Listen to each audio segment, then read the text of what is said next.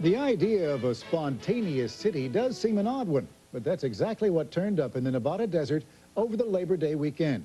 A city with the curious name of Burning Man. Whatever you want to call it, city or festival or community or event, it's been going on over a decade. And for most of that time, word of each year's location has been quietly passed on the internet. In fact, some people believe Burning Man is the physical manifestation of the internet, a kaleidoscopic, no-holds-barred cultural experiment. And just as the internet is interactive, so is Burning Man. The idea is that there are no spectators. In fact, the press passes they hand out say simply, "This pass entitles you to nothing in particular. Have a beautiful experience of your own," which is what everyone else is out to do. Thousands of people doing the strangest things and getting along, and that in itself is cause for celebration. So we thought you might like to see up close what some people have called a proto-apocalyptic, hippie, neo-pagan freak fest. Our Tom Foreman traveled there to see for himself. 2 hours north of Reno, in the vast emptiness of the Black Rock Desert, a town is rising. As streets and cafes, neighborhoods and police, and thousands of residents yearning to burn the man. This is Burning Man, a loosely organized, frenetic explosion of community, creativity, and chaos. For 12 years, this 5-day alternative art festival has been steadily growing, now drawing somewhere between 8,000 and 15,000 people each summer, people who come from all over the world for a world of reasons. I used to be really shy, really reserved. I had trouble meeting people. I thought if I came out here in such an open atmosphere, I could really be myself. This is just a wonderful celebration of creativity. It sounded like it was the last cool thing to do. It's a weekend away from ordinariness. Traditionally, this non-traditional weekend starts on the Wednesday before Labor Day. Have you been to Burning Man before? In a location so remote that everyone who comes must bring camping equipment, food, water, and of course their own ideas about art. Break it or put it on a sideways or something. See what you can do with some vertebrae. This year, Michael and his friends came from San Francisco with a plan to collect bones from the desert floor and use them to construct an archway. For him, it is art for art's sake. There's not really a purpose. No, I wouldn't say that. We're having fun. For others, there is deeper meaning. Bones provide structural framework and which you need for every community to take place and exist. At its heart, Burning Man has always been primarily about the art of building a community in which people can be expressive, free. And no one knows that better than Larry Harvey. A dozen years ago, he built a wooden man on a California beach and set it ablaze. A crowd gathered, and Burning Man was born. What we created was an instant community, and we were tremendously moved by that. Did you see the possibilities of it right then? What I saw then is that we had to do it again. Go ahead and start inching forward, just ever so slightly. Today, the man stands 4 stories tall. He is erected at the start of each festival and quietly watches the community around him grow. And grow it does. Camps are set up with themes that range from guys who like drums to croquet to, well, whatever this is. The point is, people can do or be or wear or not wear whatever they like. We were walking in from camp, we passed a guy that was all green. I mean, so what makes a guy get up this morning and say, you know, today I want to be green? Okay. Everyone can lie down. So, if you want to take the world's largest nude photograph, go right ahead. Okay, got it. Thank you. If you want to go out to the hot springs, paddle around, and then pack yourself with mud, no one will look twice. You don't want to wear clothes, you don't have to. If you want to, you can. You know, it's whatever you want. The way it should be, you know. We make the hive. They bring the honey. We create just enough order so that this spontaneous, naturally occurring process called culture, which is born of the interactions of people, that no one can plan and that no one can control, will begin to happen. The one thing that is absolutely forbidden is almost all commercial trade. There are no Burning Man t-shirts, no bumper stickers, no buttons. There is virtually nothing for sale, because the most basic tenet of Burning Man is that life is not about watching or buying, it is about participating. There's nothing wrong with money, but there's something wrong with passivity. There's something wrong with vicariousness. There's something wrong with a nation whose life is led entranced before, you'll forgive me, television. So when the sun goes down on Burning Man each evening, the people are their own show, lighting the streets, parading in fantastic costumes, and of course, setting lots and lots of fires. 2, 1! Does this strike you as fully safe? No one's hurt. Safer than some, maybe not as safe as others.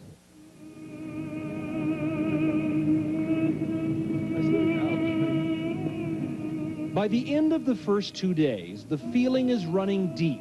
Peace, happiness, and joy have descended on this improbable Garden of Eden.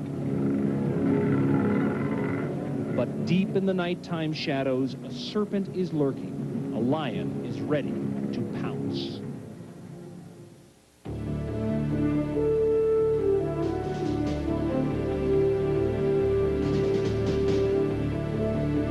This is ABC News Night. The creators of Burning Man may insist the festival is not supposed to be about money. They have discovered that the bigger the festival becomes, the more people that flock to the desert, the more money they lose. Tom Foreman continues his report.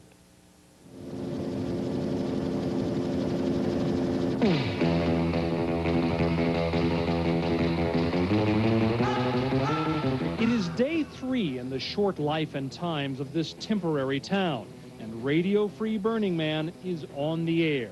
And I'd like to say a fine good morning to everybody out there and everybody coming in. You know, there are 3 radio stations in this community and 2 newspapers telling people about planned events, calling for volunteers, and reminding everyone that even here there are rules. Here is the biggest reminder of them all. Please do heed. No driving in center camp, so let's not do that. Not a very good thing.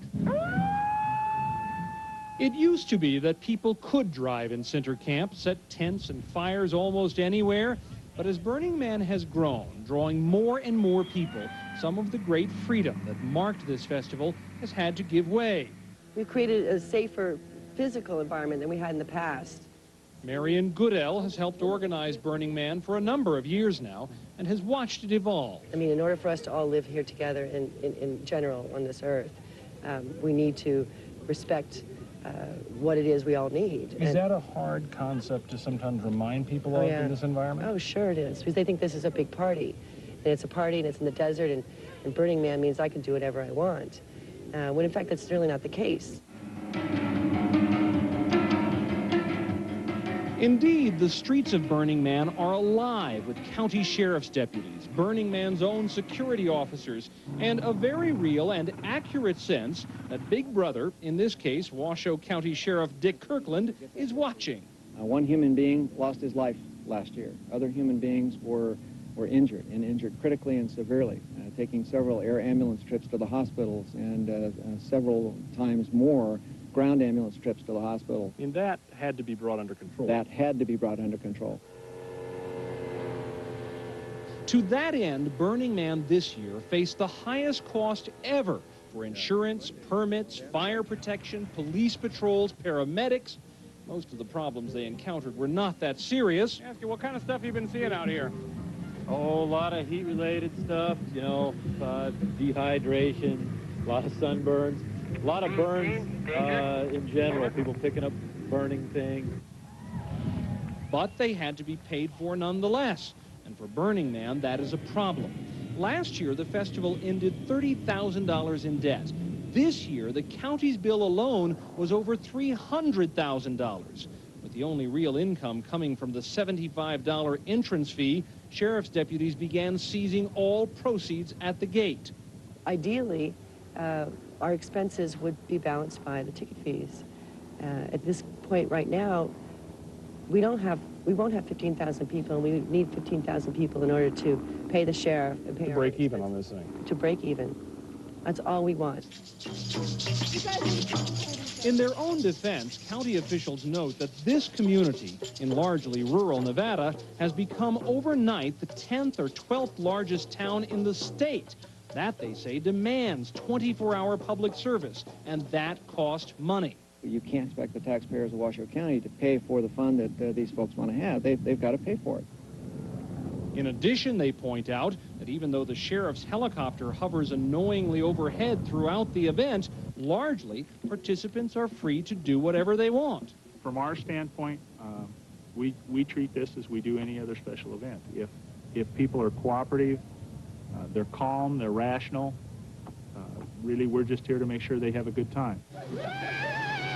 Still, the county's bill is a whopper, and it does not even include the money owed to private contractors for road grading, water trucks, portable toilets. By Saturday evening, organizers are asking participants for help. If you can come up with an extra 5, an extra 10, if you give us $100, you get a ticket to next year. You just have to believe it'll happen next year, and that's an act of faith. A few dollars emerge and are stuffed into the donation box, but it is clearly not enough. At this point, the costs that have been imposed upon us by the county are so high that it's entirely possible and quite likely that we will be in debt when this is over. The organizers of Burning Man believe they could quickly and easily solve all of these money problems if they took on a major sponsor or if they allowed widespread merchandising of products. And therein lies the paradox. Because, they say, they would rather let the entire project fail, let all of this go away before they would do that. If we started vending like any normal operation, then of course that's where we'd make our money. But then everyone would be standing in line to buy something, you know, in the hopes that they could get a life. And they don't have to get a life. They got a life here. And that's why people come to us. That is why people come, for the primitive pageantry, the barely contained creative insanity, and the chance to experience something they might not find anywhere else on Earth. It's better than TV, I tell you! It's better than TV! And Sunday night, as the man finally burns, he could symbolize it all at once. The desperate rage against the sameness, the blandness, the consumer culture of everyday life, the hopeless futility of fighting it. The Burning Man is built to be doomed, to explode and collapse in a moment of pure freedom that turns into a night of celebration with no thought whatsoever of what tomorrow may bring.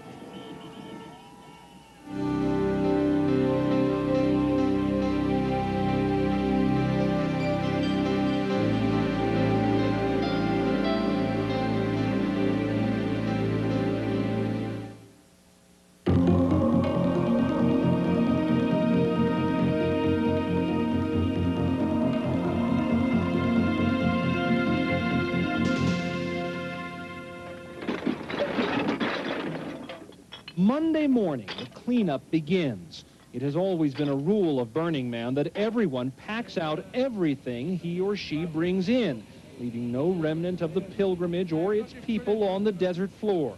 We will clean this place up so there's nothing here. It will be just like it was before.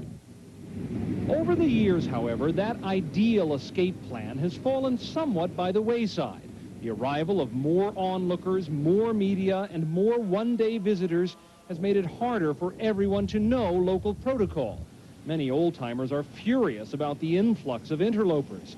Yet others say, for all of Burning Man's otherworldliness, this is still an American town where all are welcome, for good or bad. Burning Man, I thought this was going to be a bunch of skinheads eating lizards and turning over cars in the desert, you know?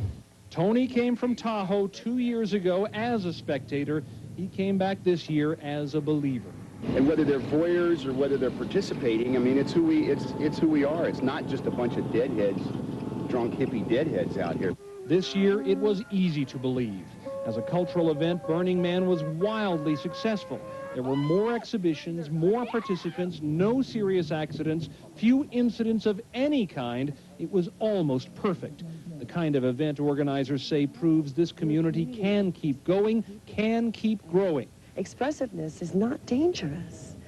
And if we bring the right elements of our community together, if we have 90% of our people here are expressive and 10% want to come and party with the artists, we can probably maintain order. We've been told for years that if you have people, if you have too many numbers, people will become passive, and you'll be overrun by gawkers, and it won't be Burning Man anymore, and it won't be so creative. Well, the news is they were absolutely wrong. But financially, this year was disastrous. The gate did not even cover the county's cost, let alone private contractors. Some county officials are suggesting Burning Man should look for a new home. Bottom line, if we leave creditors unpaid in Reno, the politicians will exploit that and say they're irresponsible businessmen, but we saved the county, we got their money. Still, there is a remarkable level of conviction among those who are leaving that they will get to come back. Wherever it'll be, whether it'll be here or another site, I feel that the spirit is just going to carry it on, and if this is quashed, something else will come up somewhere else, because it's a very strong movement, and it's a movement of people allowing expression to come out and new ideas and change to happen. Papa loves mambo. Larry Harvey will just have to raise more money, the fans say. Maid Marian will just have to let more people know about the troubles. The county will just have to be more understanding. And everyone who came will just have to kick in more money to solve their collective problem. That is what this community is all about, they say. And with everyone's help, they are certain the man will rise like a phoenix from the ashes to burn again.